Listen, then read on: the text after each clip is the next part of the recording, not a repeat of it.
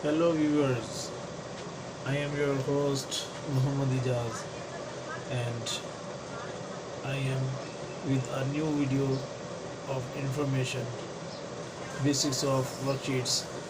Viewers, as we were discussing about spreadsheet, I tell you briefly about worksheets, spreadsheets. So guys, in this video, I tell you about basics of worksheets, cell references and range, relative and absolutely reference. So guys, first of all, subscribe my video before I start the topic, so that you can all my videos offer of information. First of all, basics of worksheets.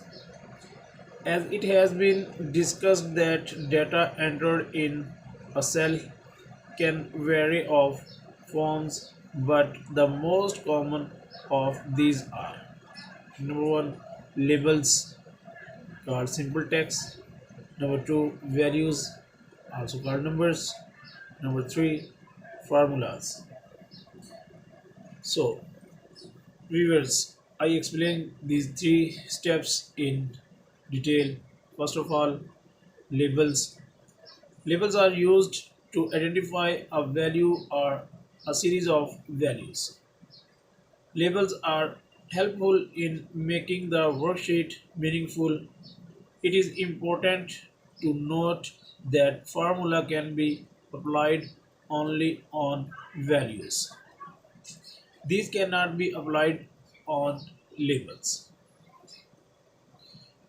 Number two, values. We are just number that you enter in different cells of worksheets. These can be whole number, decimal, negative, positive numbers, currency, and other type of values including scientific notation. And number three, working with a formula. It is most powerful feature of the spreadsheet. Formula can be calculated on the basis of values or formulas in other cells.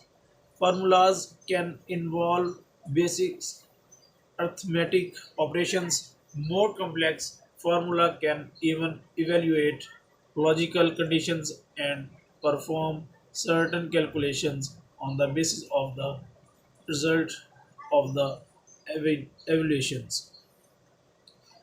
Conditions may be evaluated true or false. Now, viewers, I tell you about cell references and range. Viewers, a cell reference tells formula to look up the contents of the reference cell. This increases the flexibility of the formula. The change in contents of the reference cell is quickly reflected to the result of the formula being calculated on the basis of this cell. The cell is referred to by its address such as G8, AC5 and Y10, etc. There, if you want to add value in cell G8 and Y8, your formula might be look like: first of all, we put equal sign, then G8 plus Y10. If your formula involves contiguous cells, you can refer to all the cells as range. The range of specified as follows. First of all, we write address of the first cell, address of the last cell. For example, the cells D3, E3, F3, G3 can be referred as D3 to G3. Relative and absolute referencing. Cell by just their address such as A1 called relative referencing, and when formula contain relative referencing and it is copied from one cell to an other cell. To prevent this change, the cells must be called absolute referencing, and this accomplished by placing dollar sign with in the cell address in the formula containing the previous example. For the formula in cell C1 would read as equal.